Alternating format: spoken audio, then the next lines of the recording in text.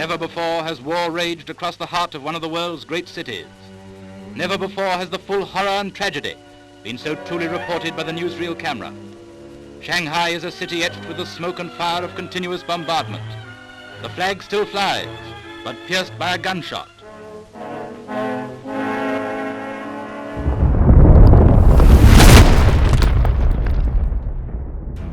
Welcome back to Lessons from the Front, and today we're returning to the battlefields of 1937. But this time we're stepping away from the dice and into the story behind the table itself. In a previous video, you may have seen a game where I played on Valentin's incredible Shanghai Dockyard board. I promised then that we'd follow that video up with a close look at the terrain and a chat with Valentin himself. I traveled to Vietnam at Valentin's invitation, and one of the highlights of that trip was playing a bolt-action game on this magnificent table. Inspired by the ruined dockyards of Shanghai during the brutal fighting of 1937, part of the Battle of Shanghai and the opening stages of the war between China and Japan. After the game, we sat down to talk about the terrain, the history behind it, and what drew Valentin to this particular period. Okay, so why this terrain and what's the theme? So why behind China? Yeah. So everybody in the club is doing things that everybody does, right? So the Soviet, the German,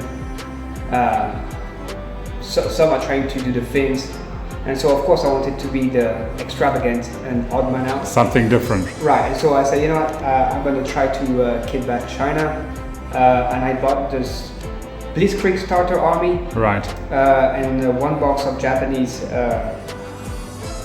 infantry. Yeah. And I started kit bashing it. The reason why China is because it's a very challenging bolt action faction to play. Right. They have very poor equipment, very poor troops, but a lot of them. Yeah. And also because I've lived in Taiwan for a year, so I have a Like a soft spot for them. it's a spot for the white and blue sun. So yeah, I wanted to do something a bit outside of like the beaten path of the club. Right. And also I've watched the 800. I watched the movie that we discussed. I don't remember the name of it. The Flowers of War. Right, this one. And so this dusty, impossible odds that the Chinese faced in Nanjing and Shanghai really inspired something in me. Right. And it's also a war that we don't talk about as Europeans, Yeah.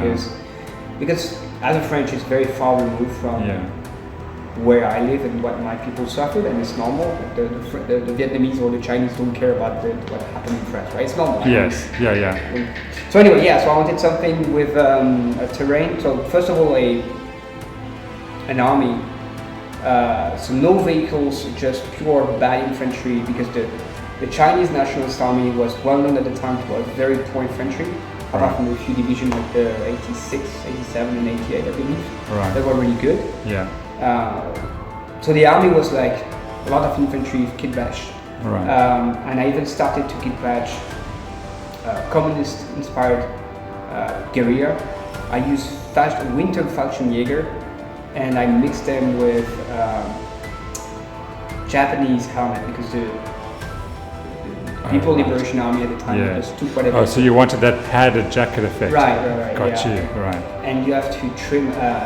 If you know how the Winter Fallschirmjäger from the war look like, they have those very padded trousers that don't work for the Chinese, and so you have to trim them. It's a lot of work. Right. Yes. But it's a lot of fun. Right. So that's why for China, as an armament. Yeah.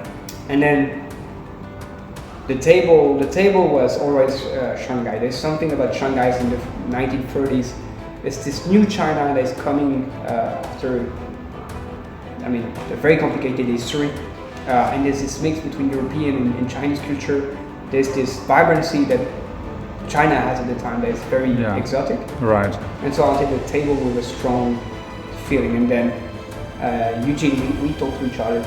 You told me that you had a SNLF. Yes, the SNLF, yes. And so I read very quickly about what did the SNLF did in Shanghai, and it's a desperate fighting for survival. And so this table And the scenario that we're playing was supposed to play this. Unfortunately, something happened to my Chinese army, so we're not going to play that exactly. Yeah, we won't mention that. We will not. Yeah. And so so there's a central piece, which is the cargo here. Yes. So it's basically a port scene. It's on a river. It's on a river, is it? Right, and it's something that I believe our club is could do better at. Is our tables look very poorly thematic. It's just a few things put together, and there's no thinking about like, let's make something that actually makes sense. And if we go into like, I don't know how many times we're here, but if we go into my like bolt action, so I'm a very good player. I have 3 games. So you're new to the game. Right. So I play it because a lot of people play it, and so I just want to have wargame time. Right. And I love World War II, so it's fine. But one of my pet peeves with bolt action is it's the objective is the center of the table for whatever reason. Yeah. And it's about balancing and being very gamey about it. Yeah. I kind of have a problem with this idea of like if I give this for this many points I can get this all the dice. Yeah. It seems to me that you prefer a thematic army. I prefer, yes, and in my opinion war is never balanced, and so the scenarios that you play shouldn't be balanced. That's why I think historical scenario I'm more interested. In the beginning of my wargaming journey, I thought it was very constraining to just play historical. Yeah. But actually, it is constraining, but it's also more challenging and more interesting than the balance game. Right. Gotcha. Yeah. So you scratch built these buildings, right? Yes. Could you? Are you able to pick them off the table? Yeah, sure. I can. Okay, so it's very simple buildings. It's like foam core.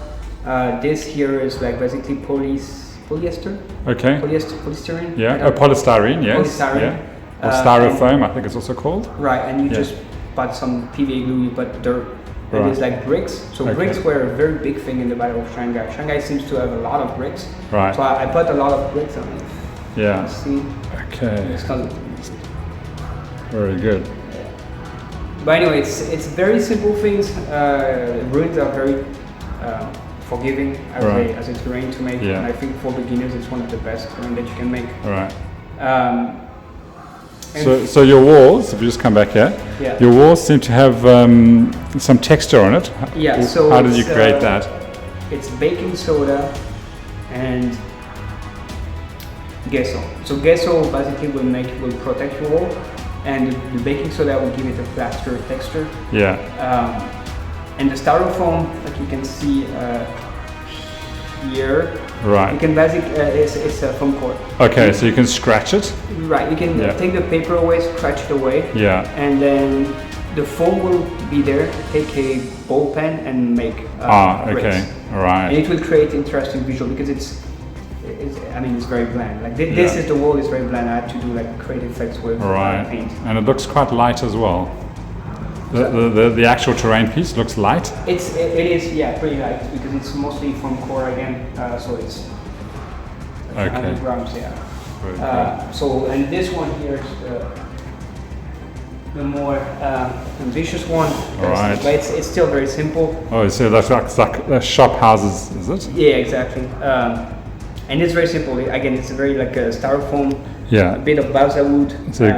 So which is the balsa wood? So the decoration is called it like this. Okay. It's like thin strips of balsa wood. This is balsa wood. Okay. The floor here is balsa wood. Yeah. And then the painting is very simple. It's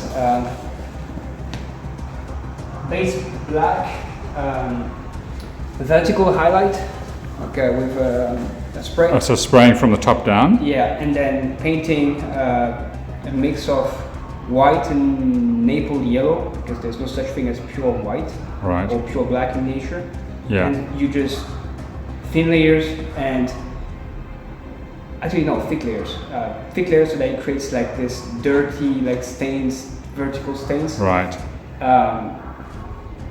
And yeah, it's ruined, so it's not supposed to be perfectly well maintained, so you can just go very, how to say this, not sloppy, but... Yeah, so you don't have to work neatly. No, you don't. You can be quite aggressive in your painting. Right, it's very forgiving. Right. What I think matters is tiny details, which I didn't do on all of them, but...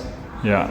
Let's have a look at some of the tiny details. So for example, like the walls here, there's the mark of collapse walls here. Okay.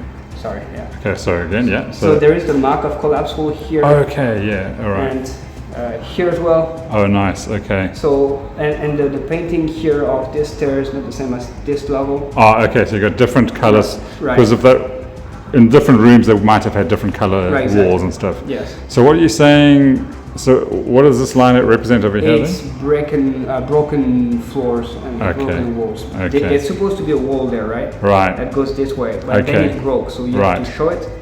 And then another thing that is, I think, is extra details is Oh yeah, where the beams are, yeah, right? the beams. Oh, I see, okay. Yeah, it really creates volume and interest. Yes. I didn't do it on all of it. I Yeah. should have. What's also good though is often when you see ruins, you see the shell of the building, but you don't actually see too much rubble in games. Right. So you might see the wall, but there's like you don't often see a lot of rubble. Right. This looks very accurate because of the amount of rubble that you have. And just the thing is that you should put rubbles because Yeah. where does the bricks go, right? Yeah. And so the rest, so that's there's 6 rooms, so that's like the core of it. This is the masterpiece, and I mean that's the big piece, the big thematic piece. Yeah. And another piece of terrain which is very, very easy to make. This is basically whatever Yeah. I'd left in terms of EPS foam. Okay. So like using the scraps. Right. Yeah. So we waste use- not, want not. Exactly. Yeah. And you put, this is A4, literally it's A4 tops, like I Okay. just cut them. Okay. And you soak them in PVA glue and water, Okay. and you make them loosely go onto those blocks of EPS foam. Right. This is, the first price was with tissues, but tissues is much more fragile Right. than A4. Right. It gives a much more interesting. So what do you mean A4? Like A4 printing paper, Yeah, photocopying paper? normal paper. Oh, okay. And then balsa wood here to put Right. like visual interest. Yeah. It's almost like they're trying to hold down Right. the tarpaulins. All right. Tarpaulins, yeah. One thing as well that when you're making terrain is highlight some of the stones with colors. For Right. example, there's white and brick orange. Yes. And put those everywhere in the terrain of your table. Right. And it will link everything. Oh, together. see, then it starts to match up with the actual Exactly. base of the table. And then this one here is the same thing, just that I added the 3D printed Oh, I see. boxes. So Okay. it's clear that those are boxes. And it looks like the boxes are also underneath the tarpaulins. Right, yes. Okay. That's Oh, it. that's very then good. There's like two finishes, like Okay. 3D printed things. Uh, I've been using makeup sponges to actually paint those. yeah. It creates a really good effect. So I So- actually, What I'll do is if you can share with me the link to the 3D printed vehicle. yeah. That'll be nice. Okay. 100% okay. It's actually a French guy that makes it, so I'm Oh, helping the good. French guy, so it's good. Patriotic. What else? All right, so first of all, I just want to say thank you for preparing this really beautiful table. And I'm sure our viewers have enjoyed hearing from you. If any of you guys have any questions for Valentin, please do ask in the comments below and we'll get back to you there. I thoroughly enjoyed meeting Valentin and playing at Empire Capital in Ho Chi Minh City, Vietnam. So in the meantime, in whichever city you may be, happy gaming!